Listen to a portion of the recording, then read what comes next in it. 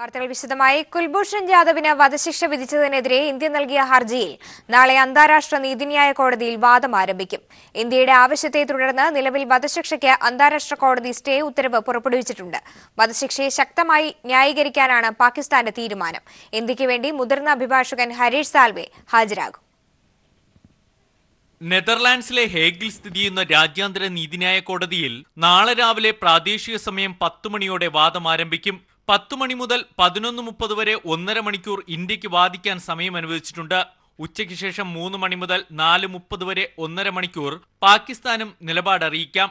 ഇന്ത്യക്ക് വേണ്ടി മുതിർന്ന അഭിഭാഷകൻ ഹരീഷ് സാൽവെ ഹാജരാകും. വിയന്ന കൺവെൻഷൻ ഉടമ്പടിക്ക് വിരുദ്ധമായാണ് പാകിസ്ഥാൻ ജാദവിന്റെ വിചാരണയും ശിക്ഷാവിധിയും പുറപ്പെടുവിച്ചതെന്നാണ് ഇന്ത്യയുടെ വാദം. അതേസമയം പാകിസ്ഥാൻ അറ്റോർണി ജനറൽ അഷ്താർ ഔസഫ് കഴിഞ്ഞ 2 ദിവസമായി പാകിസ്ഥാൻ വിദേശകാര്യ മന്ത്രാലയവും സൈനിക മേധാവികളുമായി കേസിനെക്കുറിച്ച് തിരക്കിട്ട ചർച്ചയിലാണ്. വധശിക്ഷ ശക്തമായി ന്യായീകരിക്കാനാണ് പാക് തീരുമാനം. വധശിക്ഷയ്ക്ക് സ്റ്റേ അനുവദിച്ചത് തെറ്റാണെന്ന് വാദിക്കുമെന്ന് പാകിസ്ഥാൻ മാധ്യമങ്ങൾ റിപ്പോർട്ട് ചെയ്യുന്നു.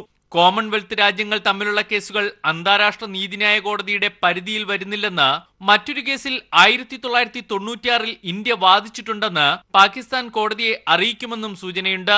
ഇരു രാജ്യങ്ങളും തമ്മിലുള്ള വാദപ്രതിവാദങ്ങളും കോടതി നടപടികളും എല്ലാവർക്കും കാണാനായി തത്സമയം കോടതി വെബ്സൈറ്റിൽ കാണിക്കാനും നീതിന്യായ കോടതി തീരുമാനിച്ചു. ജാദവിന്റെ വധശിക്ഷ ഒഴിവാക്കാനായി എല്ലാ നയതന്ത്ര സമ്മർദ്ദങ്ങളും നടത്തുകയാണ് നീതിന്യായ കോടതിയിലൂടെ ഇന്ത്യ ലക്ഷ്യമിടുന്നത്. News bureau, Delhi. പെട്രോൾ പമ്പുകൾക്ക് ഇന്ന് മുടക്കം. കപ്പാക്കാത്തതിൽ പ്രതിഷേധിച്ച് പെട്രോളിയം ഡീലർമാർ നടത്തുന്ന ഏകദിന സമരം തുടരുകയാണ്. പെട്രോളിയം ഡീലർമാരുടെ കമ്മീഷൻ വർദ്ധിപ്പിക്കുന്നതിന് കേന്ദ്ര പെട്രോളിയം മന്ത്രാലയം നിയോഗിച്ച കമ്മീഷന്റെ റിപ്പോർട്ട് നടപ്പാക്കാത്തതിൽ പ്രതിഷേധിച്ചാണ് പമ്പുകൾ അടച്ചിടുന്നത്. 2012 അംഗീകരിച്ച റിപ്പോർട്ട് നടപ്പാക്കാതെ എണ്ണ കമ്പനികൾ വഞ്ചിക്കുകയാണെന്ന് consortium of Indian petroleum dealers ആരോപിച്ചു. ഈ ആവശ്യം മുൻനിർത്തിയുള്ള 2ാം ഘട്ട സമരമാണിത്. എസ്.എൻ. ട്രസ്റ്റ് മേഖലാ തെരഞ്ഞെടുപ്പ് ആരംഭിച്ചു. തിരുവനന്തപുരം, കൊല്ലം, വർക്കല മേഖലകളിലേക്കാണ് തെരഞ്ഞെടുപ്പ് നടക്കുന്നത്. വെള്ളാപ്പള്ളി പക്ഷവും വിമതപക്ഷവും ശക്തമായ ഏറ്റുമുട്ടലാണ് മുന്നോട്ട് വയ്ക്കുന്നത്. കൂടുതൽ വിവരങ്ങളുമായി രാജ്കുമാർ ചേരുന്നുണ്ട്. രാജ്കുമാർ, തെരഞ്ഞെടുപ്പ് എങ്ങനെ പുരോഗമിക്കുന്നു? 10 റീജിയനിലേക്കാണ് തെരഞ്ഞെടുപ്പ് നടക്കേണ്ടത്. ഇതിൽ 7 വെള്ളാപ്പള്ളി പാനൽ എതിരില്ലാതെ തെരഞ്ഞെടുക്കപ്പെട്ടിട്ടുണ്ട്. കൊല്ലം, തിരുവനന്തപുരം, വർക്കല എന്നീ 3 റീജിയനുകളിലാണ് ഇന്ന് രാവിലെ മുതൽ തെരഞ്ഞെടുപ്പ് ആരംഭിക്കുന്നത്. ഇതിൽ 15,000-ഓളം വോട്ടുകളാണ് കൊല്ലം റീജിയനിൽ മാത്രം പോൾ ചെയ്യാനുള്ളത്. 97 സ്ഥാനാർത്ഥികളുണ്ട്. ഇക്കുറി വെള്ളാപ്പള്ളി പാനലിനെതിരെ വിമതപക്ഷം ശക്തമായ കരുനീക്കമാണ് നടത്തി മുന്നോട്ട് വന്നിട്ടുള്ളത്. വീടുകൾ തോറുമുള്ള ഭവന സന്ദർശനം, വീടുകൾ തോറും കയറി ഇറങ്ങി സാധാരണ പൊതു തെരഞ്ഞെടുപ്പിൽ കാണുന്നതിന് സമാനമായ ഒരു വോട്ട് പിടുത്തമാണ് ഇക്കുറി കാണാനായത്. ഇക്കുറി അതിൽ മറ്റൊരു പ്രത്യേകത കൂടിയുണ്ട്. CPM-ന്റെയും CPI-യുടെയും നേതാക്കൾ കൂടി ഇക്കുറി വെള്ളാപ്പള്ളി എതിർ പാനലിൽ മത്സരിക്കുന്നു എന്നൊരു പ്രത്യേകത കൂടിയുണ്ട്. എന്തായാലും ഇടതുപക്ഷ പിന്തുണയോടെയാണ് വെള്ളാപ്പള്ളി വിമതപക്ഷം കരുക്കൾ നീക്കിയതും ശക്തമായ ഒരു പ്രചരണ രംഗത്തുള്ളത്. വെള്ളാപ്പള്ളിക്ക് അനുവദിച്ച ചിഹ്നം താക്കോലാണ്. അതേസമയം വെള്ളാപ്പള്ളി വിമതപക്ഷത്തിന് അനുവദിച്ചിരിക്കുന്ന ചിഹ്നം കുത്തുവിളക്കാണ്. ഇതിൽ ചിഹ്നം വേണമെന്ന് ആവശ്യപ്പെട്ടുകൊണ്ട് കോടതിയെ സമീപിച്ചതും ഒടുവിൽ റിട്ടേണിംഗ് ഓഫീസർ തന്നെ ചിഹ്നം ഇവർക്ക് അനുവദിച്ചത് കുത്തുവിളക്കായിരുന്നു. എന്തായാലും ശക്തമായ ഒരു മത്സരമാണ് ഇരു വിഭാഗവും കാഴ്ചവെക്കാനായി ഇന്ന് വോട്ടെടുപ്പിനായി ഇറങ്ങുക. രാജ്കുമാറാണ് കൊല്ലത്ത് നിന്നും വിവരങ്ങൾ നൽകിയത്. മറ്റു വാർത്തകളിലേക്ക്. രാഷ്ട്രീയ പാർട്ടികൾക്ക് ഇലക്ട്രോണിക് വോട്ടിംഗ് മെഷീൻ പരിശോധിക്കാൻ ഈ മാസം അവസാനം തെരഞ്ഞെടുപ്പ് കമ്മീഷൻ അനുമതി നൽകും. മെഷീനിൽ ക്രമക്കേട് നടത്താനാകുമെന്ന് പാർട്ടികൾക്ക് തെളിയിക്കാം. മെഷീൻ പരിശോധിക്കാൻ സമയം അനുവദിക്കാമെന്ന് കഴിഞ്ഞ ദിവസം നടന്ന രാഷ്ട്രീയ പാർട്ടികളുടെ യോഗത്തിൽ തെരഞ്ഞെടുപ്പ് കമ്മീഷൻ അറിയിച്ചിരുന്നു. 7 അഖിലേന്ത്യാ പാർട്ടികളുടെയും 35 സംസ്ഥാന പാർട്ടികളുമടക്കം 42 അംഗീകൃത പാർട്ടികളുടെ യോഗം ദില്ലിയിൽ കേന്ദ്ര തെരഞ്ഞെടുപ്പ് കമ്മീഷൻ വിളിച്ചു ചേർത്തിരുന്നു. യോഗ തീരുമാനപ്രകാരം ക്രമക്കേടുണ്ടെന്ന് ആരോപിക്കപ്പെട്ട മെഷീൻ പരിശോധിക്കാൻ കമ്മീഷൻ പാർട്ടികൾക്ക് ഉറപ്പും നൽകി. എന്നാൽ യോഗത്തിന്റെ സമയം അന്ന് നിശ്ചയിച്ചില്ല. കേന്ദ്ര തെരഞ്ഞെടുപ്പ് കമ്മീഷണറെയും മറ്റംഗങ്ങളുടെയും അനൌദ്യോഗിക യോഗപ്രകാരം ഈ മാസം അവസാനം മെഷീൻ പരിശോധിക്കാൻ രാഷ്ട്രീയ പാർട്ടികൾക്ക് സമയം അനുവദിക്കാമെന്നാണ് തീരുമാനം. അടുത്തയാഴ്ച പകുതിയോടെ പരിശോധനാ തീയതി രാഷ്ട്രീയ പാർട്ടികളെ ഔദ്യോഗികമായി അറിയിക്കും. സാങ്കേതിക വിദഗ്ധരുടെ സാന്നിധ്യത്തിൽ മെഷീൻ നേരിട്ട് പരിശോധിച്ച് ക്രമക്കേട് തെളിയിക്കാൻ പാർട്ടികൾക്ക് അവസരമുണ്ടാകും. നേരത്തെ ദില്ലി നിയമസഭയിൽ AIP MLA പ്രദർശിപ്പിച്ച മെഷീൻ തങ്ങളുടേതല്ലെന്നാണ് കമ്മീഷന്റെ അവകാശവാദം. News bureau, Delhi. EMS സ്മരണയിൽ കാസർഗോഡ് ജില്ലയിലെ നീലേശ്വരത്ത് വൻ ജനപങ്കാളിത്തത്തോടെ പ്രഥമ കേരള മന്ത്രിസഭയുടെ 60ാം വാർഷികാഘോഷം. നീലേശ്വരം ദ്വയാംഗ മണ്ഡലത്തെ പ്രതിനിധീകരിച്ചാണ് EMS ആദ്യ കേരള നിയമസഭയിൽ അംഗമായതും മുഖ്യമന്ത്രിയായതും. EMS സർക്കാരിന്റെ ജനക്ഷേമ നടപടികൾ ഇപ്പോഴത്തെ LDF സർക്കാരിന് ഊർജ്ജം പകരുന്നതായി വാർഷികാഘോഷം ഉദ്ഘാടനം ചെയ്ത മുഖ്യമന്ത്രി പിണറായി വിജയൻ പറഞ്ഞു. ഇന്നത്തെ കാസർഗോഡ് ജില്ലയിലെ നീലേശ്വരം മുതൽ കണ്ണൂർ ജില്ലയിലെ തളിപ്പറമ്പ് വരെ വിസ്തൃതിയുണ്ടായിരുന്ന നീലേശ്വരം ദ്വയാംഗ മണ്ഡലത്തെ പ്രതിനിധീകരിച്ചാണ് EMS കേരളത്തിന്റെ പ്രഥമ മുഖ്യമന്ത്രിയാകുന്നത്. EMSുമായി വൈകാരിക ബന്ധമുള്ള നീലേശ്വരത്ത് സംഘടിപ്പിച്ച ആദ്യ മന്ത്രിസഭയുടെ 60ാം വാർഷികാഘോഷം വൻ ജനപങ്കാളിത്തം കൊണ്ടും ശ്രദ്ധേയമായി. EMSന്റെ തെരഞ്ഞെടുപ്പ് പ്രചാരണത്തിൽ പങ്കെടുത്തവരുൾപ്പെടെയുള്ളവർ സന്നിഹിതരായിരുന്നു. LDF കാസർഗോഡ് ജില്ലാ കമ്മിറ്റിയാണ് ആഘോഷ പരിപാടി സംഘടിപ്പിച്ചത്. ചരിത്ര സ്മൃതികൾ നിറഞ്ഞു നിൽക്കുന്ന നീലേശ്വരം കോവിലകത്തിന്റെ ഭരണവിഭാഗം സമുച്ചയത്തിന്റെ അങ്കണത്തിലായിരുന്നു പൊതുസമ്മേളനം. ഒന്നാം EMS സർക്കാരിന്റെ ജനക്ഷേമ പദ്ധതികൾ ഇപ്പോഴത്തെ LDF സർക്കാരിന് ഊർജ്ജം പകരുന്നതായി 60ാം വാർഷികാഘോഷം ഉദ്ഘാടനം ചെയ്ത മുഖ്യമന്ത്രി പിണറായി വിജയൻ പറഞ്ഞു. 57 ഗവൺമെന്റ് കേരളത്തിലെ ഇടതുപക്ഷങ്ങൾക്കാകെ ആവേശം പകർന്നൊരു ഗവൺമെന്റാണ്. ഇപ്പോഴുള്ള ഇടതുപക്ഷ ജനാധിപത്യ മുന്നണി ഗവൺമെന്റ് തീർച്ചയായും 57 ഗവൺമെന്റ് ചിന്തിച്ച വഴിക്ക് നീങ്ങുന്ന ഒരു ഗവൺമെന്റാണ്. അതിന്റെ ഭാഗമായാണ് നമ്മുടെ നാടിന്റെ വികസനം സാമൂഹ്യ നീതിയിൽ അധിഷ്ഠിതമായതും സർവതല സ്പർശിയായതും സമഗ്രവുമായ വികസനമാവണം എന്ന കാഴ്ചപ്പാട് രൂപീകരിച്ചിട്ടുള്ളത്. കമ്മ്യൂണിസ്റ്റ് സർക്കാരിന്റെ ജനക്ഷേമ പദ്ധതികൾ ഒന്നൊന്നായി വിശദീകരിച്ച മുഖ്യമന്ത്രി പിണറായി വിജയൻ ജാതിമത ശക്തികളെ കൂട്ടുപിടിച്ചും CIA സഹായം സ്വീകരിച്ചും അന്നത്തെ സർക്കാരിനെ അട്ടിമറിച്ച വിമോചന സമരവും അനുസ്മരിച്ചു. വിമോചന സമരമാണ് കേരളത്തിൽ ജാതിമത ശക്തികളെ വളർത്തിയതെന്ന് മുഖ്യമന്ത്രി പിണറായി വിജയൻ ചൂണ്ടിക്കാട്ടി. ദേശീയ രാഷ്ട്രീയ പാർട്ടികളുടെ അവസരവാദപരമായ നിലപാട് അന്ന് കോൺഗ്രസ് ആണ് നേതൃത്വത്തിൽ.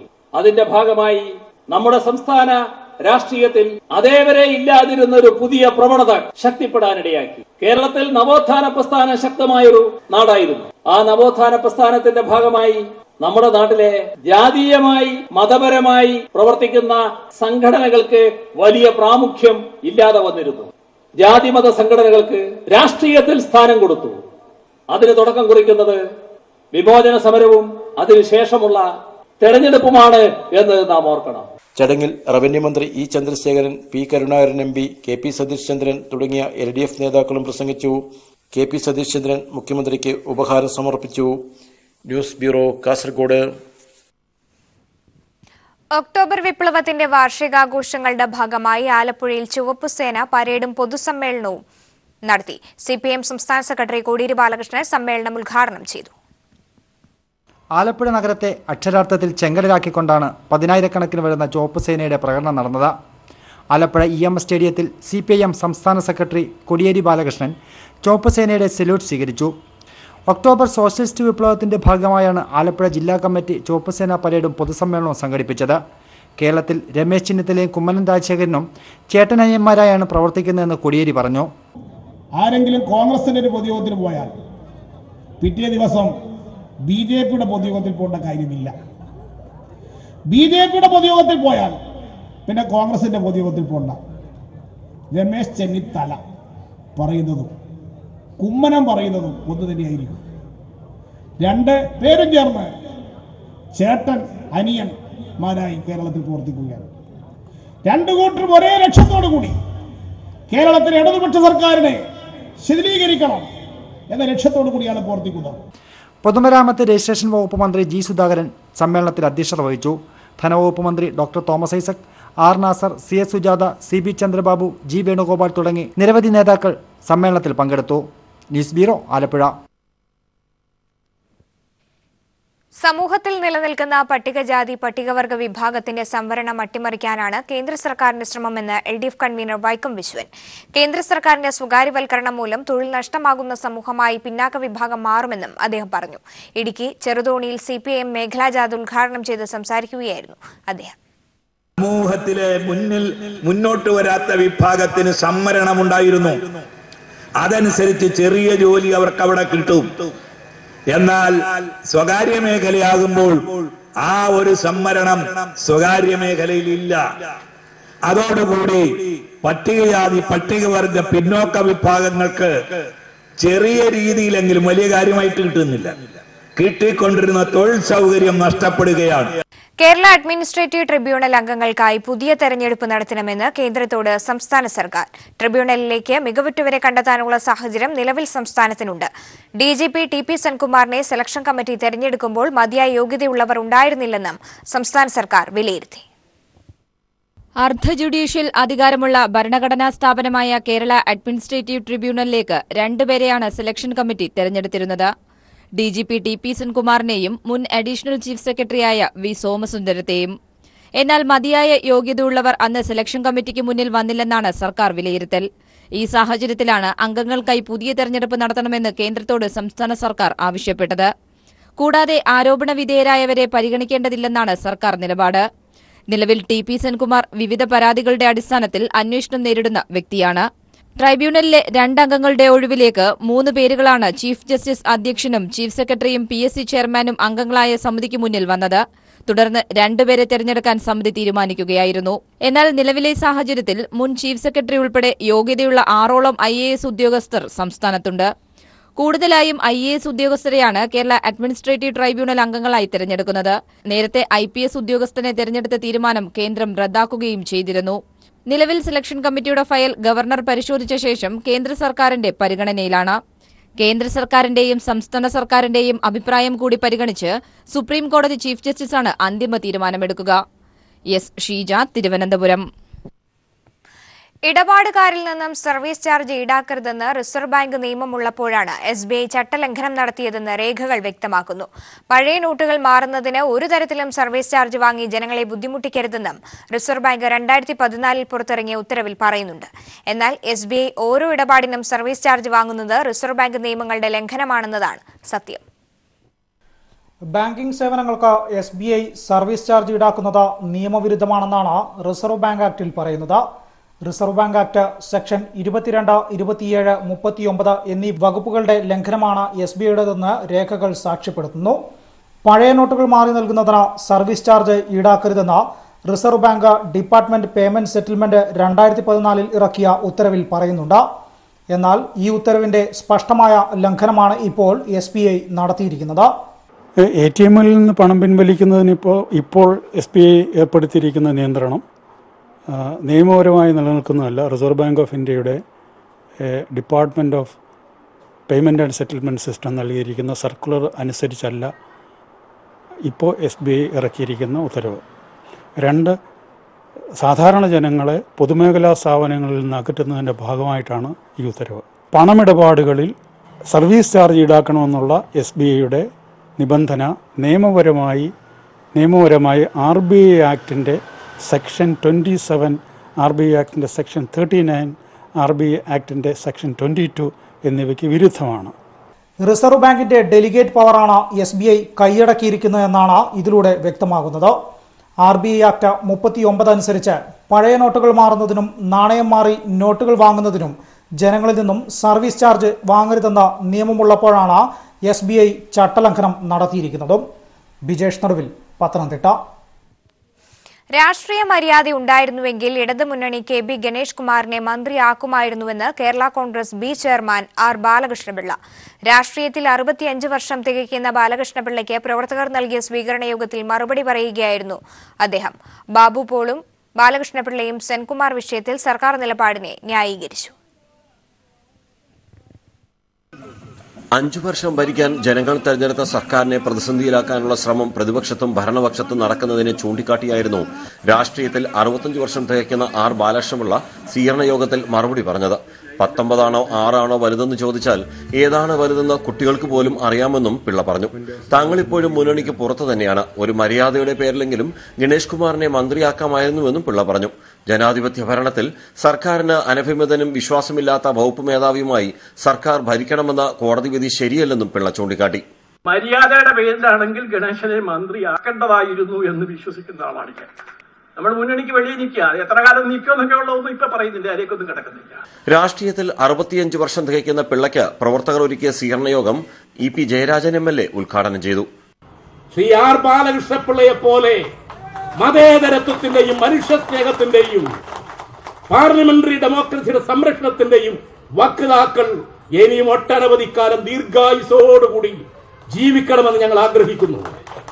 അദ്ദേഹത്തിന്റെ ജീവിതകാലം ഇനി അങ്ങോട്ട് ഇടതുപക്ഷത്തെ ശക്തിപ്പെടുത്താൻ ഉണ്ടാകണമെന്നാണ് ഞാൻ ആഗ്രഹിക്കുന്നത്.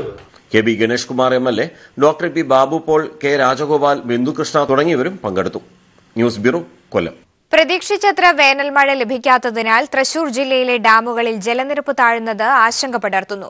പ്രവചനങ്ങൾക്കനുസരിച്ച് ഇനിയും മഴയുണ്ടായില്ലെങ്കിൽ ഗ്രാമപ്രദേശങ്ങളിലേക്കുള്ള ജലവിതരണം പൂർണ്ണമായും മുടങ്ങിയേക്കും.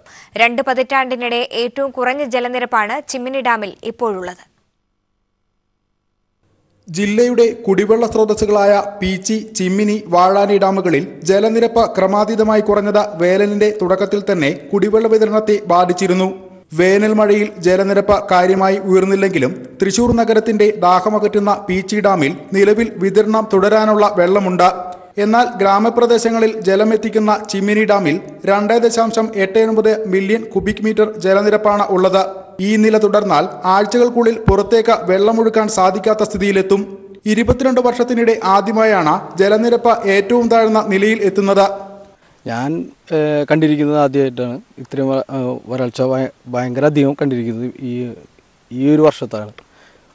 കാരണം എന്താ വെച്ചാൽ മഴ വളരെയധികം കുറവായിരുന്നു. കഴിഞ്ഞ വർഷം വളരെയധികം കുറവായിരുന്നു. റിസർവറിൽ വെള്ളം ഏരിയ ഉണ്ടായില്ല. ഇപ്പോൾ പറയുന്നുണ്ട് ഇതുണ്ടോ, കുറേ ഏരിയയിൽ വെള്ളം നിൽക്കുന്നുണ്ടായിരുന്നു. നിലവിൽ 40.04 മീറ്റർ ജലം അവശേഷിക്കുന്നുണ്ട്. ഇത് 40 മീറ്ററിന് താഴെ എത്തിയാൽ കുറുമാലിപ്പുഴയുടെ തീരത്തെ ജനങ്ങൾ വരൾച്ചയുടെ പിടിയിലാകും. ഈ മാസം പരക്കെ മഴ ലഭിച്ചാൽ മാത്രമേ ഡാമുകളിലെ ജലനിരപ്പ് പിടിച്ചു നിർത്താനാകൂ. News bureau, Thrissur.